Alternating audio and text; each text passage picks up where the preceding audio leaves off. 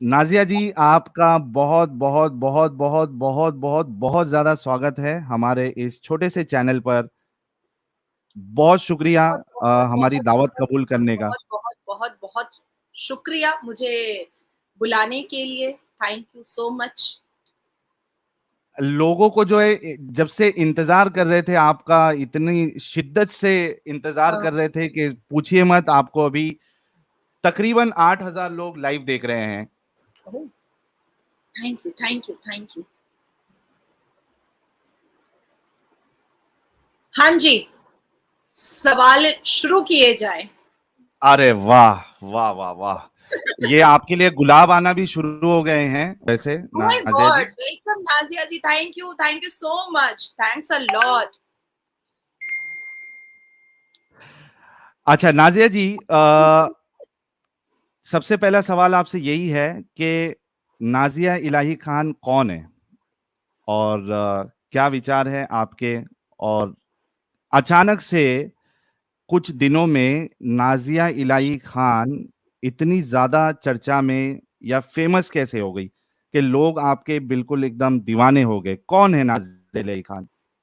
नाजिया इलाही खान इस भारत की बेटी है, इस भारत से हाय बहुत हाय। ज्यादा मोहब्बत करती है और अपने माँ बाप की बहुत पैम्पर्ड चाइल्ड है।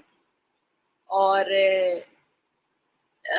ये तो जनता का प्यार है, लोगों का प्यार है, मेरे भाइयों का प्यार है, मेरी बहनों का प्यार है, जो जो मुझे सच में सुनना पसंद करते हैं, मुझसे मिलना पसंद करते हैं, मुझसे अपने केस लड़वाना पसंद करते हैं, मुझे चूज करते हैं कि नाजिया के पास अगर जाएंगे तो मुझे इंसाफ मिलेगा। तो मुझे लगता है कि ब्लेसिंग है मेरी माँ की। और इस भारत में रह करके एक मुसलमान लड़की को जिस तरह से तमाम लोगों ने इतनी मोहब्बत दी है, इतना प्यार दिया है, वो मेरे लिए बहुत बड़ी बात है, बहुत बड़ी बात है। बाय प्रोफेशन आप एक लॉयर है हाँ जी। और कितने साल से प्रैक्टिस कर रही हैं आप? ऑलमोस्ट 8 ईयर्स से मैंने 3 तलाक बैन करवाया था। एंड राइट नाउ मेरा एक मैटर कॉन्स्टिट्यूशन बेंच में पॉलीगैमी हलाला बैन करने के लिए लगा हुआ है। इसके अलावा बहुत सारे केसेस मैंने देखे हैं।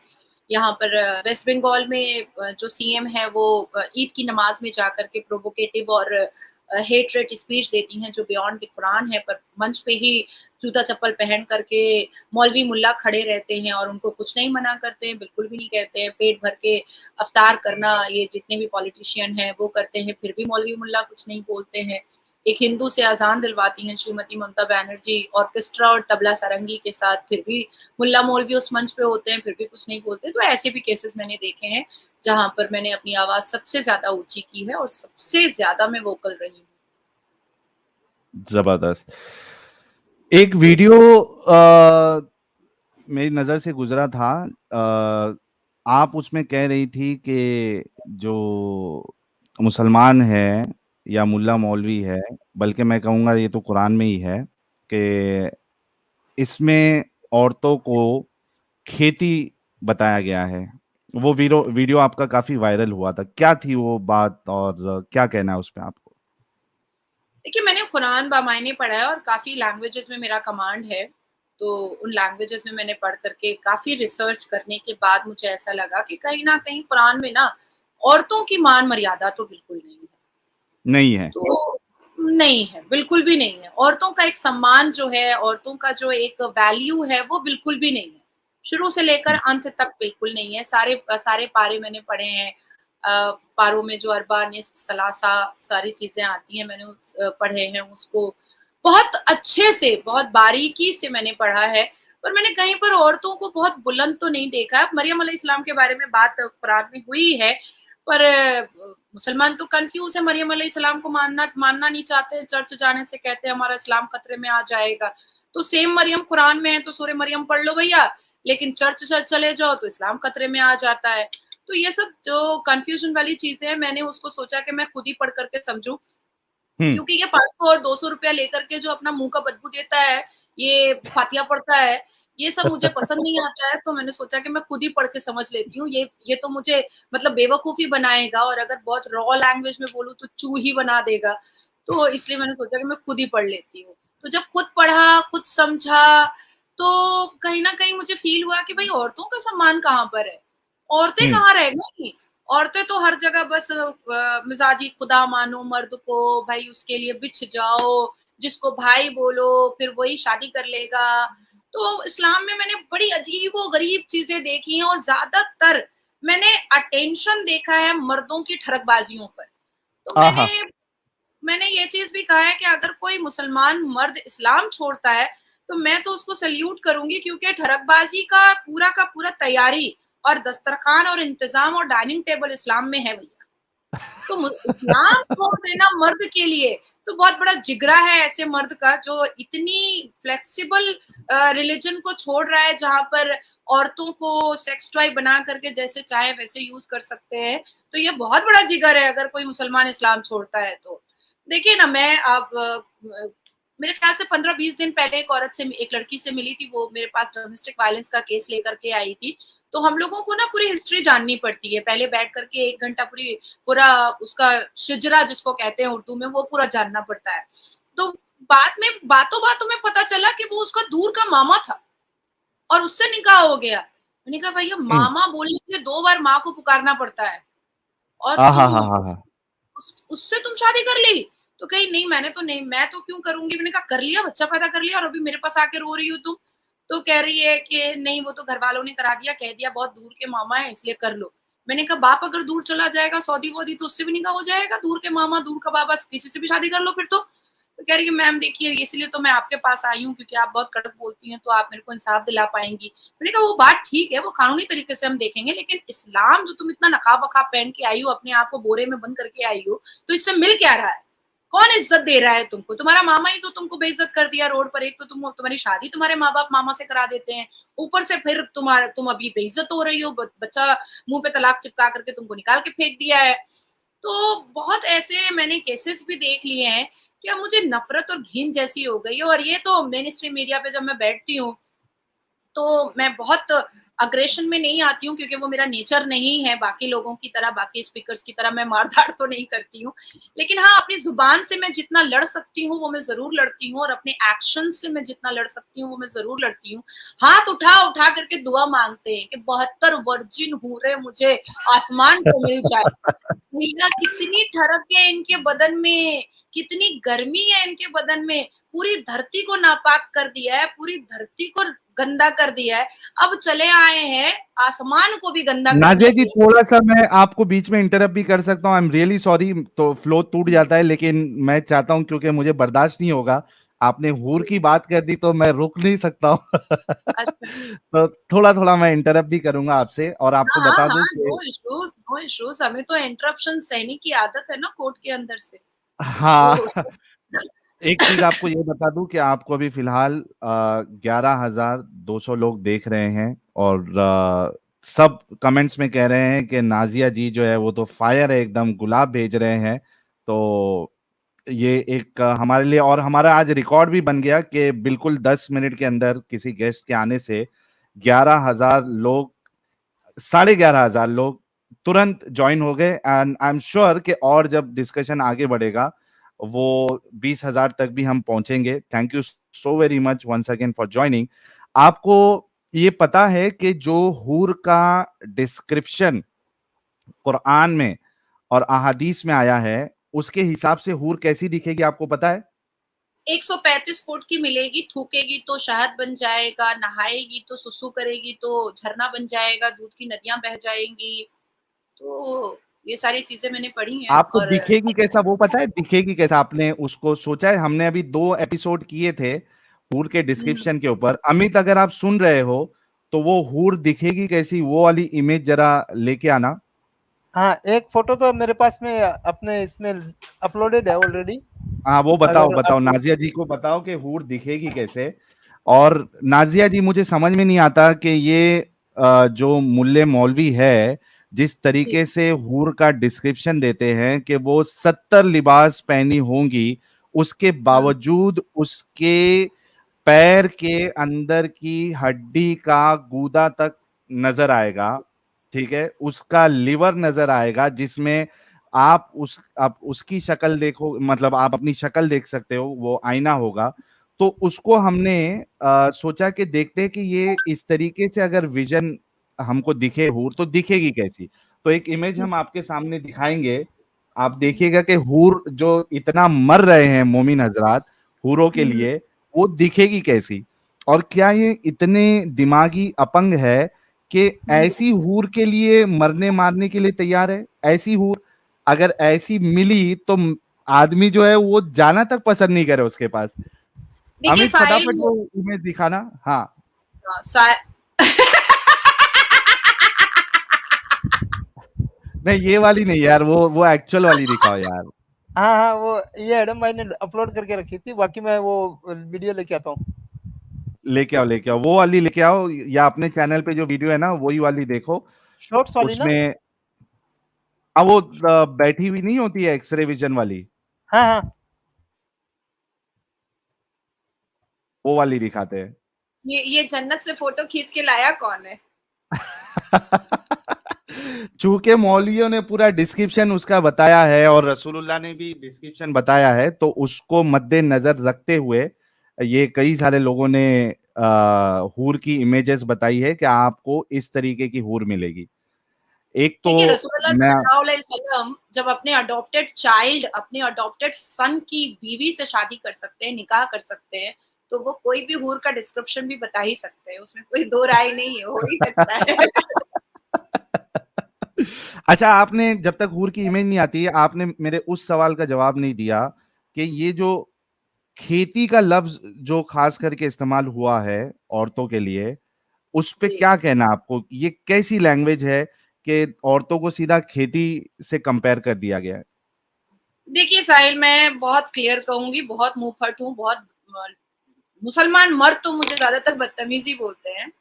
देखिए मैं मुस्लिम पाड़ा मोहल्ला में नहीं जाती हूँ। आप जो भी कह रहे थे ना कि एक्सरे जैसा उसका बदन है और उसकी गुर्दे दिखाई दे देंगे, तो ये तो हाँ 72 हूर इल्यूजन में उन्होंने कहा है, ठीक है।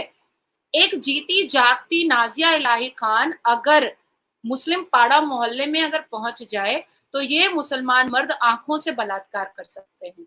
हम्म वो आंखों से सारे फिगर का साइज बता देंगे। मैं शायद कंफ्यूज हो जाऊंगी, पर मुसलमान मर्द मेरे फिगर का साइज बता सकता है। अब आप कह रहे हैं कि ये 72 हुए because shut the face and fuck the base, यही कंसेप्ट है इनका, हम्म यही सर्दी कंसेप्ट है। Shut the face and fuck हाँ द बेस। वो क्या हमारे वहां पे इस तरीके से कहा जाता है कि आपने मुंह पे रुमाल रख देना है, तो तो वो बड़ा बड़ा रुमाल कहाँ से लाएंगे मोमिन हजरात? ओ उनको छोड़िए। अपने माथे की टोपी उठा करके अपने सर पर अपने मुंह पर छुपा लेगा ना, क्या दिक्कत है? क्योंकि ये तो टोपी पहनकर टोपी पहनाते ही रहते हैं सबको, हाँ तो इससे कोई फर्क ही नहीं पड़ता है इनको, इनको कोई फर्क ही नहीं पड़ता है। देखिए मुसलमान मर्दों का बस एक ही कंसेप्ट है, कैसे भी करके घुमा फिरा करके खुतबे में बोलिए, अपनी तबलीग में बोलिए, अपने चर्चे में बोलिए, इनके चर्चे में, इनके खुतबे में, इनकी तबलीग में, इनके प्रचार में घूम फिर करके महिलाएं, औरतें, औरतों का जिस्म, औरतों के साथ हम बिस्तरगी, यही इनका कंसेप्ट है, यही इनकी बातचीत है। इसके अलावा कोई इंटेलिजेंट बातचीत या शिक्षा के ऊपर बातचीत ये होती ही नहीं है। मुझे कई बार कितने लोग बोलते हैं कि आप कहती है मुसलमान तो पढ़ता ही नहीं है, हमारा तो कुरान का पहला वर्ड इकरा का। मैंने कहा कुरान खोलो भैया, जरा दिखाओ तो पहला वर्ड इकरा। कुरान के हाँ पहले पन्ने में पहले पारा में इकरा दिखा तो दो। कुरान के पहले पारा में पहले वर्ड में इकरा है ही नहीं, तुम मुझे चेप रहे हो कि मैं मान लूं कि इकरा है, इकरा है, इकरा है। भाई प्रॉफिट मोहम्मद ने अगर कह भी दिया है कि कुरान का पहला वर्ड इकरा का है, पढ़ना है तो चीन चले जाओ, मैं मानती हूँ इस बात को कि चलो ठीक है मान लिया मैंने एक मिनट के लिए। पर प्रैक्टिकल मूड में अगर हम आते हैं और मैं तुमसे प्रैक्टिकल पूछती हूँ किसी भी मुसलमान से कि कुरान खोलो और मुझे बताओ कि इकरा वर्ड पहला कहाँ पर है। हम्म तो दूसरी बात मैं कहना चाहती हूँ कि देखिए इस्लाम एक्चुअली में बहुत कंफ्यूजन फैला चुका है, और ये मौलवी मुल्ला तो इतना ज्यादा कंफ्यूजन फैला चुके हैं कि अब लोग जो है ना वो परेशान हो गए, इरिटेट हो गए कि भाई अभी अब तमाशा बंद कर दो तुम लोग अपना, क्योंकि तुम इस चीज को मिसयूज और मिसलीड कर कर करके बहुत साल तक तुमने औरतों को अपने पैर की एड़ी में दबा चुका है। अब लोग जानना चाहते हैं कि what is the fact. Even I was very much inquisitive to know regarding the fact Islam. तब मैंने समझा, जाना, तब मुझे पता चला कि ज़्यादा से ज़्यादातर तो इल्यूशन है। मारते खुद हैं, मरते खुद हैं, खुद गवर्नरशिप के लिए मर रहे थे, खुद गले काट रहे थे, खुद खुद बांदियां दे रहे थे, खुद पैसे दे करके इस्लाम का प्रचार कर रहे थे। बीबी खतीजा रजी अल्लाह ताला अन्हा के बारे में कोई बात नहीं करना चाहता है भाई। उनके पैसे पर प्रॉफिट मोहम्मद प्रचार फैला दिए। तो वुमेन एम्पावरमेंट की बात आती है तो खतीजा रजी अल्लाह ताला अन्हा को दबा दिया जाता है। तो ये सारी चीजें मुझे बहुत बुरी लगी। अब मेरे पास साहिल अगर कोई 6 साल का बच्चा आएगा मेरे पास, तो मैं तो उसको अपना बेटा बनाऊंगी ना। इवन भाई बिल्कुल। भी नहीं बना सकती इस उम्र में। इस उम्र हाँ। में मैं उसको अपना बेटा बनाऊंगी। कौन करता है यार 6 साल की उम्र में शादी? कौन हाँ, करता हाँ, है? हाँ, हाँ। तो कहाँ से चलिए, ये चूंकि आपने दिमाग में आता कहाँ से है कि 6 साल की बच्ची से शादी करनी है? तो नहीं, तो ये सारी आप असल में, मुझे ऐसा लग रहा है कि आप असल में बहुत कम पढ़ी लिखी हैं। आपको दुनिया की नॉलेज है ही नहीं नाजिया जी। इसी अच्छा। वजह से आप ये इल्जाम लगा रही हैं। हाँ, मैं सही कसम से बोल रहा हूँ, आपको है ही नहीं। क्योंकि आपको ओहो! पता होना चाहिए कि 1400 साल पहले जो हुँ। बच्चियां, जो लड़कियां होती थी, वो 6 साल में आज की मलिका शेरावत जैसी लगती थी वो। ओहो! अच्छा, पहले एलियन लोग रहते थे धरती पर, मुझे नहीं पता था। मैं नहीं जानती थी। ये मैं तो सो मुझे तो ये पता ही नहीं था। मैं एक्चुअली ये बहुत हमारे शॉर्ट मुल्ला मौलवी कहते हैं। आ रहा था कि ये साहिल मुझे ऑनलाइन क्या बके जा रहा है कि मैं पढ़ी-लिखी कम हूँ। भाई दुनिया दुनिया को पता है कि मैं पढ़ी-लिखी औरत हूँ और ये क्या बोलना चाह रहा है कि मैं पढ़ी-लिखी कम हूँ। तब मुझे समझ में आया कि अच्छा सरकाज़म मारा तुमने। तो तो ये बहुत ज़बरदस्त था। अच्छा, नहीं एक चीज एक्चुअली आप, हाँ। जी आप पहले बोलिए। नहीं एक्चुअली मैं अपनी बातों को मनवाने के लिए ना हमारे इस्लाम के मुसलमान मर्द मर्द औरतें तो इतनी बाहर आती ही नहीं है भाई। वो तो बोरे में बंधी रहती हैं और या तो बच्चा पैदा करने की मशीन बनी रहती हैं। तो मर्द जो है ना किसी भी हद तक नीचे गिर सकते हैं। किसी भी हद तक वो किसी भी हद तक नीचे गिर सकते हैं। इसीलिए वो 6 साल की बच्ची को भी मलिका शेरावत बोल सकते हैं। इवन सनी लियोनी भी बोल सकते हैं, चलेगा उनके लिए। तो उस हिसाब से, अगर ये लॉजिक के हिसाब से जाएं कि 9 साल की बच्ची जो है वो आज के 18 या 20 इयर्स की तरह डेवलप हो जाती थी, उनकी नॉट ग्रोथ उस पॉसिबल साहिल, तरीके से हो नॉट जाती थी। पॉसिबल साहिल। नहीं, ये दे आर हाँ, इडियट, अरे दे हम आर नॉट, बेवकूफ है, हमको नहीं समझ में आता, मुल्ला मौलवी को ज्यादा समझ में आता है। लेकिन दे आर उसमें भी एक ठरकी ना, हिपोक्रेसी है। दे ऑल आर वेरी ठरकी ना। तो अगर इतनी फास्ट ग्रोथ थी बॉडी की, तो 56 साल का आदमी तो 100 साल के बराबर होना चाहिए। अगर 9 की 18 नहीं हो रही है। साहिल, जब ये 5 फुट 9 इंच के टिंगू मर्द जब जन्नत में 135 फुट की हूर के साथ सेक्स करने के लिए उत्तेजित हो रहे हैं, तो हम्म। ये 56 साल में 6 साल की बच्ची के साथ सेक्स करना बहुत छोटी बात है, बहुत छोटी बात है। ये हाँ, 135 फुट की हूर के वर्जाइना के पास जाने के लिए सीढ़ी लगाने को तैयार है। हाँ। जन्नत में सीढ़ियाँ मिलेंगी भैया। अब वो मुझे नहीं पता लकड़ी की सीढ़ी मिलेगी कि एल्युमिनियम की मिलेगी कि लोहे की मिलेगी, वो मैं नहीं जानती। वो मुझे किसी हाँ। मुल्ला से फिर मैं मेन स्ट्रीम मीडिया में बैठूँगी, डिबेट करूँगी, किसी को झाड़ूँगी, तो मैं पूछ लूँगी कि ये सीढ़ी कैसे लगाओगे भैया? कौन-सी सीढ़ी पाओगे वहाँ पर? इवन एक मौलाना तो मेरे से और भी हुज्जत किए थे कि ऊपर बच्चा होगा, तो मैंने उनसे पूछा कि लेबर पेन होगा? तो वो बोला कि नहीं लेबर पेन नहीं होगा। तो मैंने कहा स्लाइन-व्लाइन चढ़ेगा? तो बोला कि नहीं स्लाइन भी नहीं चढ़ेगा। तो मैंने कहा वो जो बच्चा होने के बाद जो पीरियड्स स्टार्ट हो जाता है, ब्लीडिंग स्टार्ट होती है, तो पैड कहाँ मिलेगा? जन्नत में मिल जाएगा या जहन्नम जाना पड़ेगा पैड लेने के लिए? तो बोला कि नहीं ये सब कुछ नहीं होगा, आप बहुत दलील औरत हैं, आपका आपको बात करने का तरीका नहीं। मैंने कहा नहीं मैं पूछ रही हूँ। सवाल तो पूछ ही सकते हैं भाई। मेरा हाँ। इस्लाम है, मैं मुसलमान हूँ, मैं मुसलमान घर में पैदा हुई हूँ। मुझे अगर कोई चीज़ नहीं पता होगी और आप कह रहे हैं कि भाई जन्नत में बच्चा भी होगा, तो मुझे तो प्रोसेस पता है ना। हर एक पढ़े-लिखे लोगों को पता है क्योंकि कोई साइंस पढ़े ना पढ़े क्लास 10 तक तो पढ़ना ही पड़ता है। और ऊपर से मैं हाँ। औरत हूँ, तो मुझे तो सारे सिस्टम्स और ऑर्गेन के पूरे पता है, औरत होने की वजह से। तो मुझे पैड लेने के लिए औरतों को कहाँ जाना पड़ेगा, हूरों को। तो वो बोले कि नहीं आप उन्होंने एंकर को बोला कि इनको बुलाया कीजिए तो हमें मत बुलाया कीजिए। अच्छा, एक मैं आपको बताता हूँ, ये आप बड़े जबरदस्त तरीके से बैंड बजाती है। अच्छा, ओह! मेरा इनकाउंटर हुआ था न्यूज़ चैनल पे। सुशांत जी ने प्रोग्राम रखा था, 1 साल हो गया है, तो उसमें पीर कादरी साहब आए थे। हल्दीराम, अच्छा, मौलाना हल्दीराम कहते हैं हम लोग। पीर कादरी अच्छा, साहब पीली कलर की टोपी पहनते हैं, हैदराबाद के हैं। अच्छा। एक पाकिस्तान में लाल टोपी वाला और यहाँ पीली टोपी वाला है, ओके। पीली टोपी वाला हल्दीराम, मौलाना हल्दीराम कहते हैं हम उनको। तो वो पीर कादरी साहब जो है वो इतना परेशान हो गए कि लास्ट जी। में इतना भड़क गए, वो बोले मुर्तद है तू, मुर्तद है, तेरे से बात नहीं करते, तेरा पाटा जलाएंगे, ऐसा कर देंगे।